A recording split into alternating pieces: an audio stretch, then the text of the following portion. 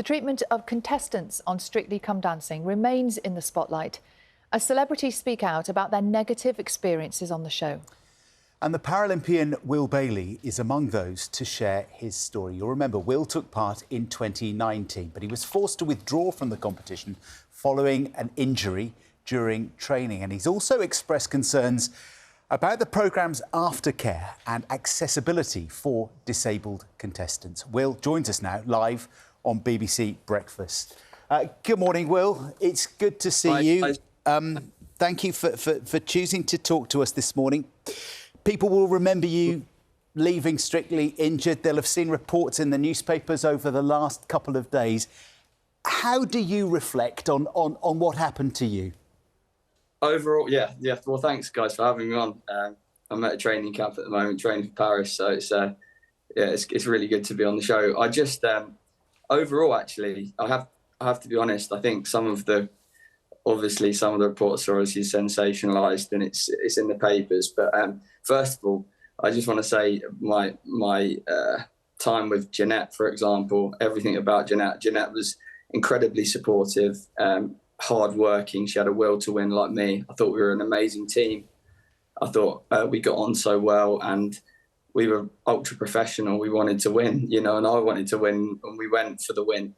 Obviously there are things that could have gone better. Like, I think my injury could have been avoided, just because I think that maybe professional dancers need extra support in the training hall if you're working with someone with a severe disability. I've got arthrogryposis, and it is sometimes a fragile disability. On some days I'm better than I am on other days, and I think that lessons can be learned. But I'm called being woke if I say something like that, or controversial, which is unbelievable, really. But I just think that that's not really a difficult thing to ask. I think it's kind of should be a priority, really. If the BBC are brilliant enough to get people with disabilities in, they have to really support those people and make sure that they're safe.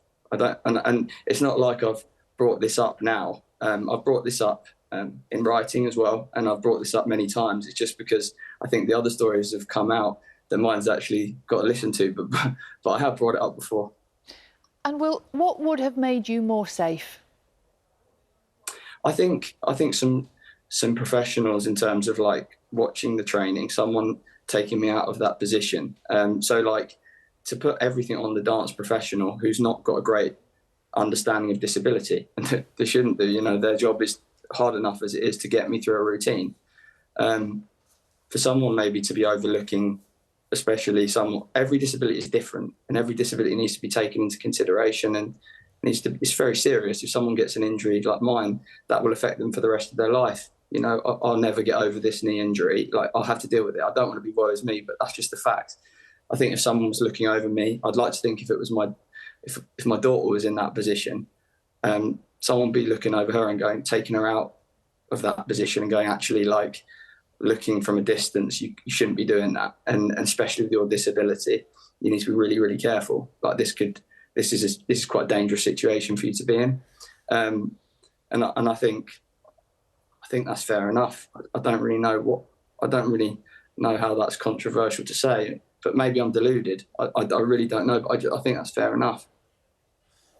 Will, you've made clear already that you don't blame Jeanette, who was your professional dancing coach on Strictly. Are you still in touch with Jeanette? Are you still friends? Are you still in contact?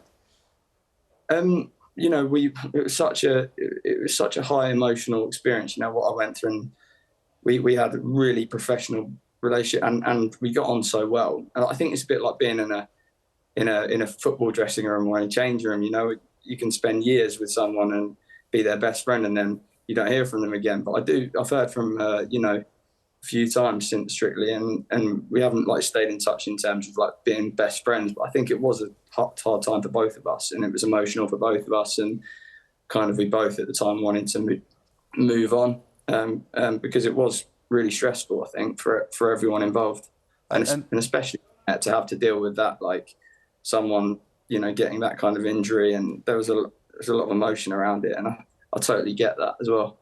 And I'm imagining a lot of emotion and stress after it's been in the newspapers over the last couple of days. What kind of a response have you had from those headlines that we've read? Just what I expect, to be honest.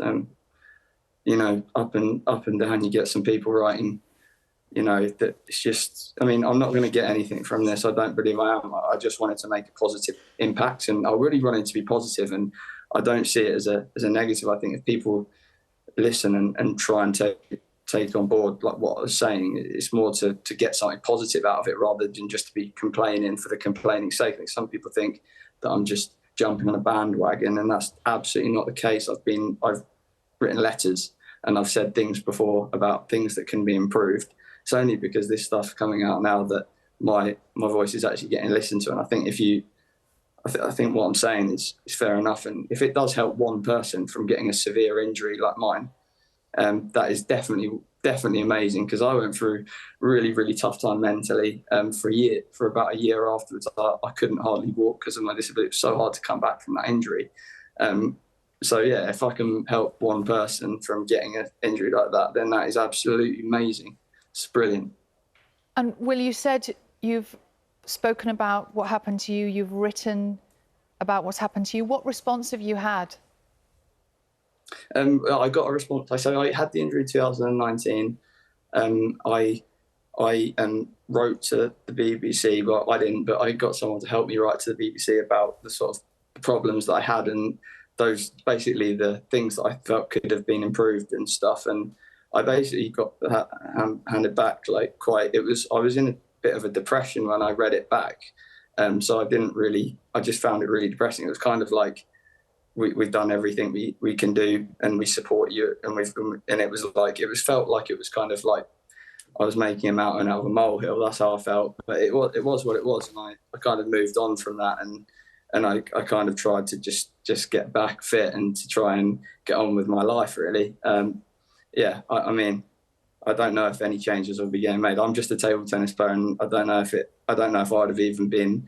I don't know if this would have been I've been even on the news if other things wouldn't have happened. So I just hope it gets listened to now, and maybe some adaptations will be made because of my story, really.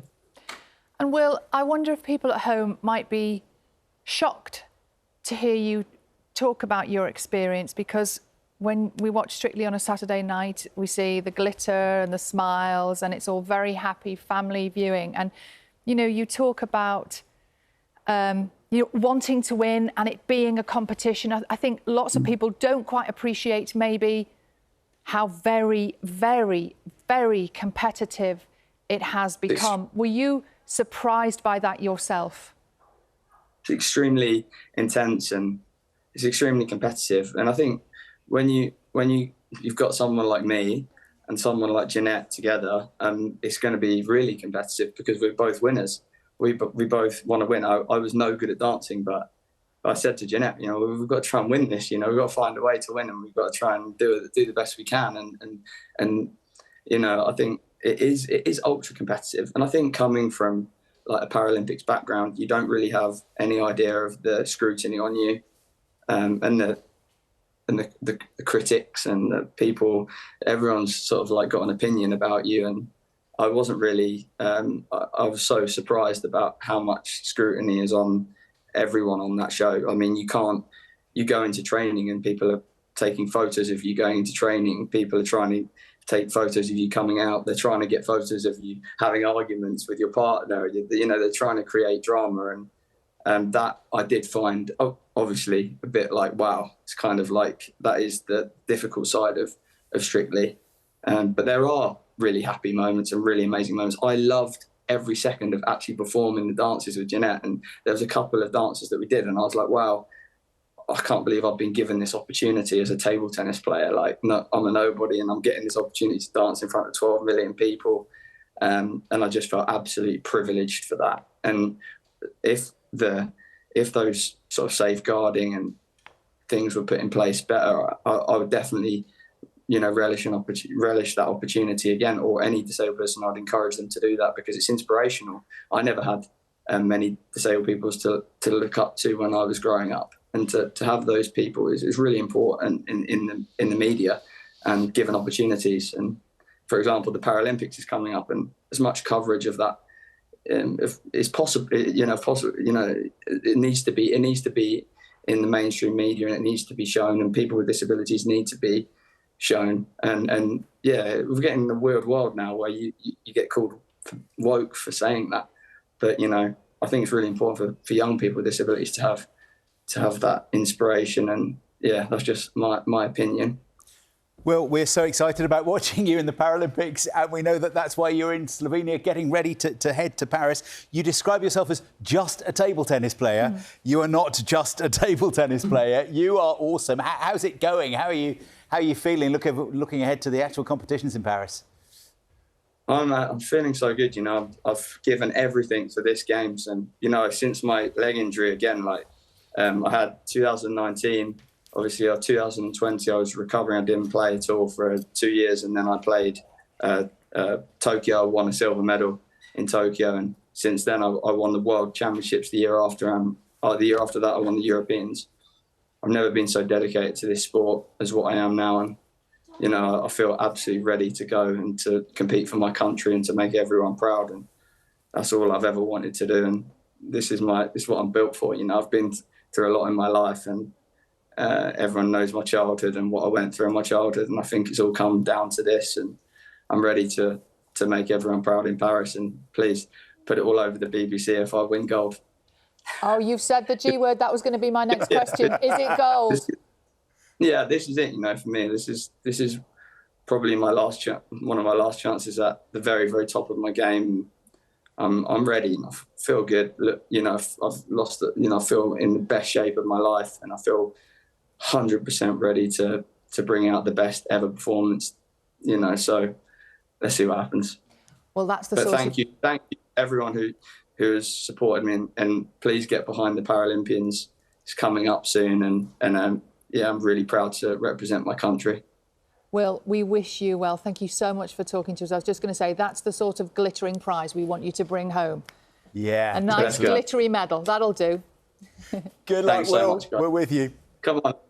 Thank you. Yeah, brilliant.